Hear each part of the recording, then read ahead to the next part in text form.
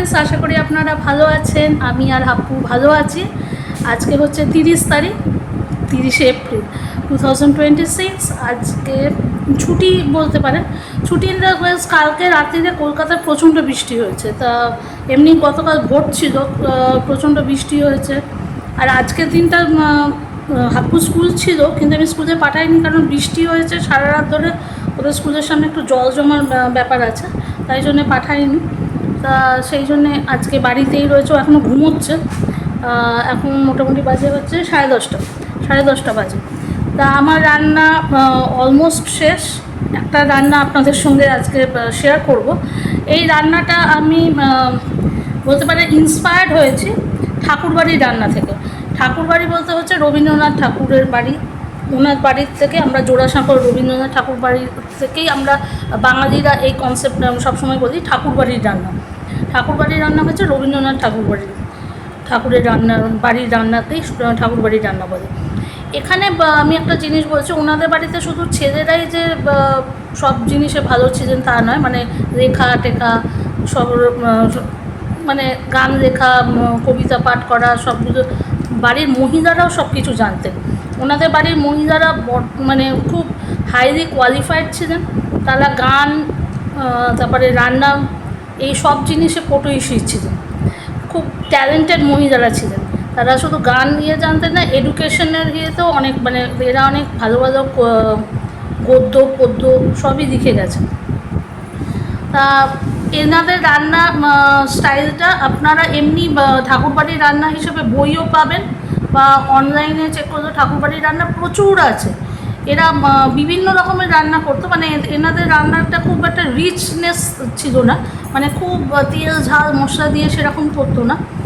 এরকম অদ্ভুত রান্না করতো। কোনোটা দই দিয়ে করতো, দই তো আমরা ইউজ করি, দুধ দিয়ে মাছ করতো, বা ধরুন পেঁয়াজ দিয়ে তার সঙ্গে একটু বাড়িতে আচার তৈরি করে না, সে আচার দিয়ে, মানে মা ঠাকুমারা যেরকম, মানে আমি মা বলবো না, ঠাকুমা দিদিমারা যেরকম ধরনের রান্না করতেন সেরকম ধরনের রান্না ওনাদের ইয়ে থেকে ছিল। তা সেই রান্নাগুলো আমি বললাম বই টইতে আপনারা পাবেনই, প্রচুর বই ওনাদের আছে ঠাকুরবাড়ির রান্নার উপর। অনলাইনেও আপনারা পেতে পারেন। তা সেরকমই আমি একটা ঠাকুরবাড়িরই রান্না পুরোপুরি ওইরকমভাবে নিচ্ছি না, কিছুটা চেঞ্জ করে নিচ্ছি। সেটা আপনারা জানেন, আমার সিগনেচার বিষয় একটা মানে হয়ে গেছে, যে আমি একটু টুইস্ট করে নিয়েছি নিজের মতো। তা সেটা রেখেই আজকে এই রান্নাটা করছি। আশা করি আপনাদের পছন্দ হবে। তাই রান্নাটা দেখাচ্ছি কীভাবে করছি। আচ্ছা, এখানে আমি প্রথমেই রুই মাছগুলো ফ্রাই করে রেখে দিয়েছি। 4 পিস রুই মাছ, যেমন নুন হলুদ আর একটু তেলও দিয়েছিলাম, নুন হলুদ তেল দিয়ে ফ্রাই করে রাখা রয়েছে। এখানে আমি যেটা দিচ্ছি সেটা হচ্ছে ফুলকপি হালকা করে ফ্রাই করে রেখেছি, আলু ফ্রাই করে রেখেছি। আমরা মাছে জানি লম্বা লম্বা আলু করে কাটে, কিন্তু যেহেতু আমি ফুলকপি দিচ্ছি তাই জন্য আমি লম্বা করে কাটিনি, এই জন্য আমি চৌকো করে রেখেছি। কিন্তু এমনিতে আমরা বাঙালিরা মাছের আলুগুলো লম্বা করে কাটি, লম্বা পিস করে কাটি। তো আমি সেটা একটা টুইস্ট আপনাদের বলেই দিলাম, এটা আমি একটা টুইস্ট দিয়ে দিয়েছি। আর ওদের যে রান্নাটা, ওটা আমি যেটা ওরা আলু পটল দিয়ে রান্না করে, কিন্তু আমি আজকে পটল ইউজ না করে আমি ফুলকপি দিয়ে রান্নাটা করছি। কেন আপনাদের পরে আমি জানাবো। এছাড়া হচ্ছে নুন লাগবে, চিনি লাগবে, এটা হচ্ছে আদা বাটা। আচ্ছা, এখানে যে গোটা গরম মশলাগুলো, যেগুলো গোটা মশলাগুলো দিতে হবে, এটা গোটা গরম মশলা আছে, তেজপাতা আছে, 5 ফোড়ন আছে। এটা হচ্ছে 1 টিস্পুন 5 ফোড়ন আছে। ঠিক আছে, এখানে আমি দিচ্ছি হচ্ছে লঙ্কা গুঁড়ো। এটা কিন্তু লাল লঙ্কা গুঁড়ো, জাস্ট একটু লাল রঙটা আনার জন্যে।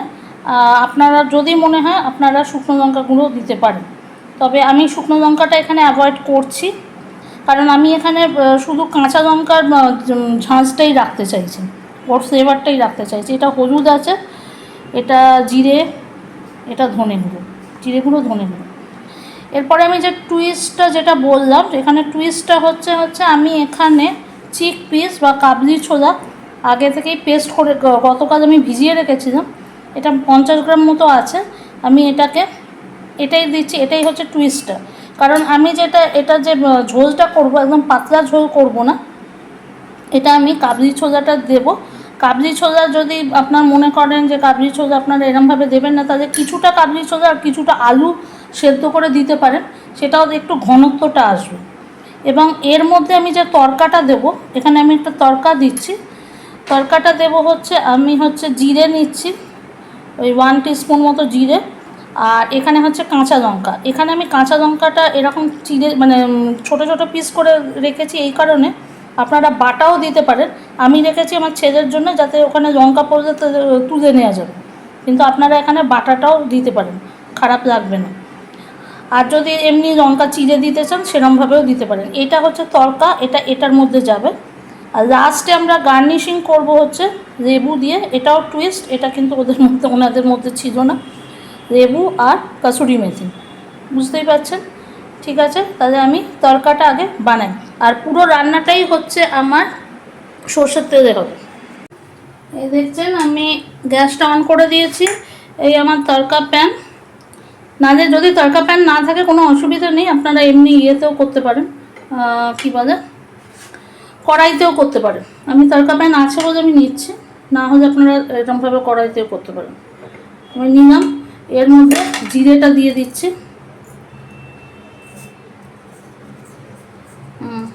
সরি, এটা কেঁপে গেছে। আচ্ছা,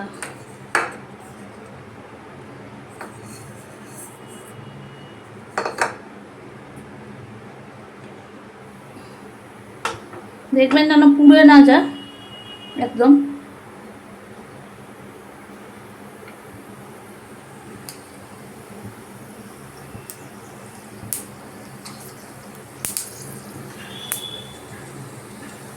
এবার অবশ্যই আমি একটু সরে আসবো, কারণ লঙ্কাটা আমি দেওয়ার সঙ্গে সঙ্গে এটা ফাটবে।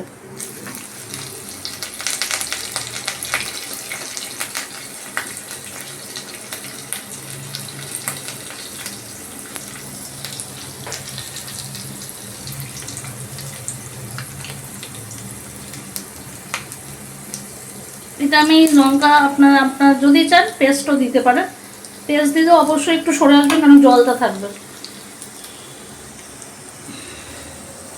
এইটা আমি এই কাবলি ছোলার এইটার ওপর ঢেলে দিচ্ছি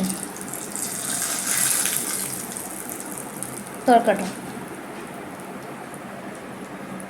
এটা দেখছেন আমি তরকাটা দিয়ে এইটাকে কাবলি ছোলাটাকে বা চিকপিসের পেস্টটাকে মিক্স করে রেখে দিয়েছি। ঠিক আছে, এটা এখন থাক, এটা এক্ষুনি আমি দেবো না, এটার মধ্যে একটু জল ঢেলে রেখে দিচ্ছি। আচ্ছা, এখানে তেলটা আমার গরম হয়ে গেছে, সর্ষের তেল দিয়েছিলাম, এটা 3 থেকে 4 টেবিল স্পুন তেল আছে। আমি এটাতেই এই আলু ফুলকপিগুলো ভেজেছিলাম, তা এই তেলটাতেই আমি এবার প্রথম দিয়ে দিচ্ছি হচ্ছে 5 ফোড়ন। 5 ফোড়ন আমি দিয়ে দিলাম। লো ফ্লেমে রাখবেন যাতে মশলা পুড়ে না যায়।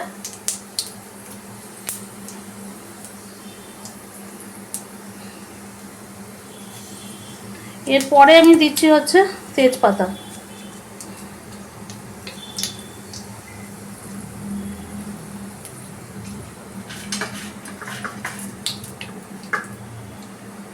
এরপরে গোটা গরম মশলা। ছোটো এলাচগুলো সবসময় একটু, যারা নতুন আছেন তাদের আমি বলছি, দেখছেন তো ছোটো এলাচগুলো তাও ফাটে, আমি তাও একটু ফাটিয়ে দিয়েছি, তাও এগুলো ফাটে। সেই জন্যে যারা নতুন নতুন রান্না করছেন তাদের জন্য বললাম যে এটা একটু মাথায় রাখবেন। এরপরে আমি হচ্ছে জিরে বাটা দিয়ে দেবো, 1 টিস্পুন মতো জিরে বাটা দিচ্ছি।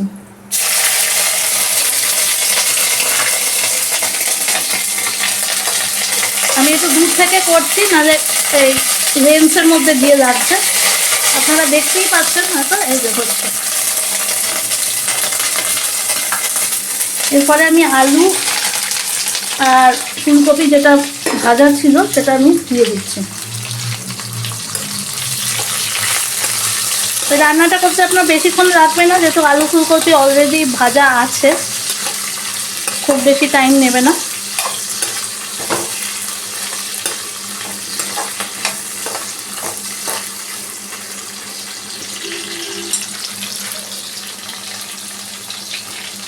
পরে আমি দিয়ে দিচ্ছি হচ্ছে নুন। আমি শুধু মাছটা ভাজতেই নুনটা লাগিয়েছিলাম, আর তো নুন আমি কোথাও ইউজ করিনি, তাই জন্য স্বাদ মতো নুনটা দেবেন, মাথায় রাখবেন কতটা আপনাদের রাখবে সেই অনুযায়ী দেবেন। এবার নুনটা দিয়ে দিলাম, এবার একটু নাড়িয়ে নিচ্ছি এটাকে ভালো করে।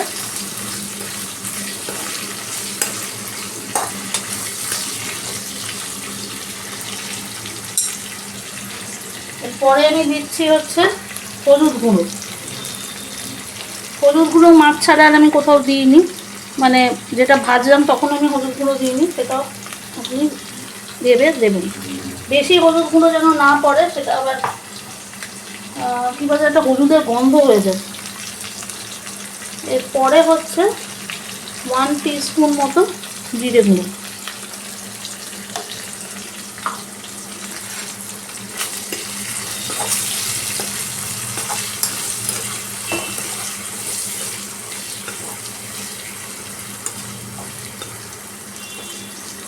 এই গোটা এলাচটাকে আমি তুলে দিচ্ছি, এটা আমার লাগবে না, ফ্লেভারটা অলরেডি চলে এসছে।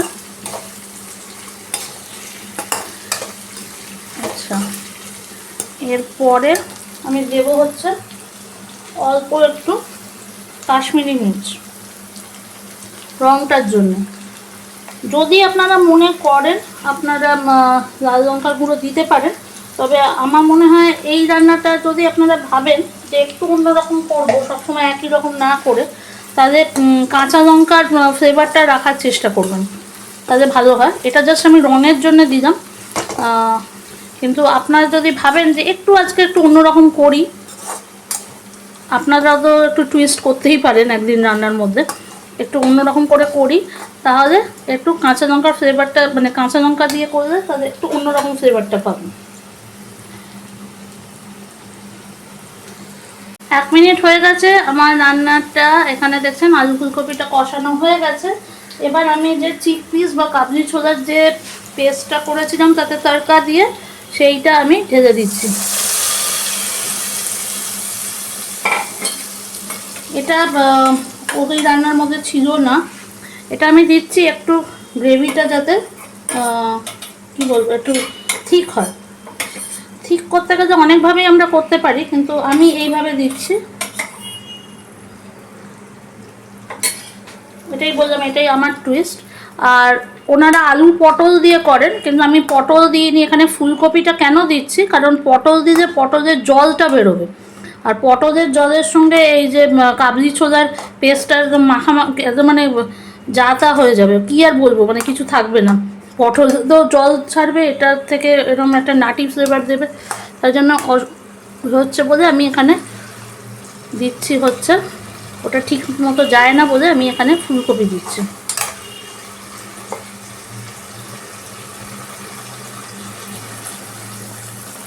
এরপরে আমি যেটা দেব সেটা হচ্ছে চিনি। চিনিটা আমি এটার মধ্যেই দিয়ে দিচ্ছি। এবার ওনারাও একটু চিনি দিতেন, ঠাকুরবাড়ির রান্নাতে কিন্তু চিনি থাকে।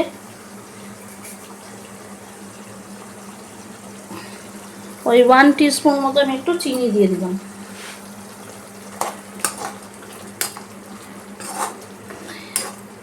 যদি কেউ মনে করেন ঝাল দেওয়ার দরকার আছে, তাহলে এই সময় আপনারা একটু কাঁচা লঙ্কা দিয়ে দিতে পারেন চিড়ে। দেখতেই পাচ্ছেন। আর এরপরে আমি একটু দিয়ে দেবো হচ্ছে 1 টিস্পুন মতো ধনে গুঁড়ো।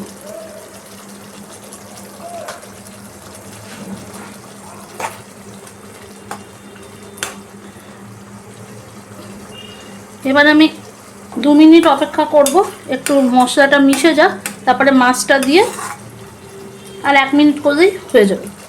তাহলে 2 মিনিট পর আপনাদের সঙ্গে ফিরছি। আমি দুটো লঙ্কা চিড়ে দিয়ে দিয়েছি অলরেডি, আর এবার আমি মাছগুলো দিয়ে দেবো। দেখবেন মাছগুলো যেন না ভাঙে।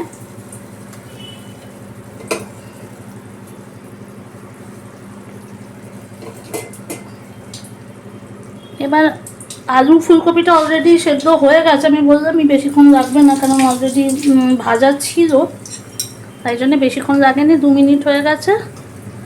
এটা মাছের মধ্যে একটু ঝোলগুলো ঢুকে যাক, গ্রেভিটা, তাহলে ওই 1-2 মিনিট পরে আমি এটা প্লেটিং করে আপনাদের দেখাচ্ছি যে কেমন হলো আজকের রান্নাটা।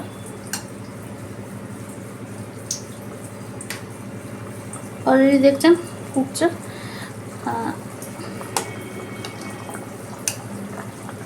আপনাদের সঙ্গে রেটিং করে দেখাবো 2 মিনিট পর।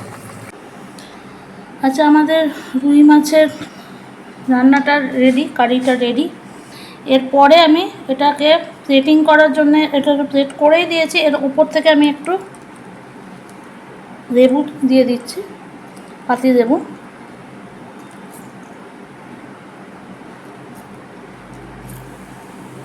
আর তারপরে আমি একটু কসুরি মেথি দিয়ে দিচ্ছি।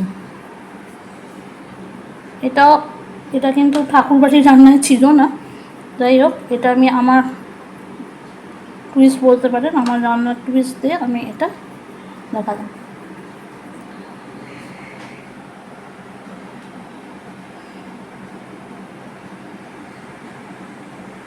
ওকে, তাহলে আজকের রান্নাটা দেখলেন, আশা করি আপনাদের পছন্দ হবে।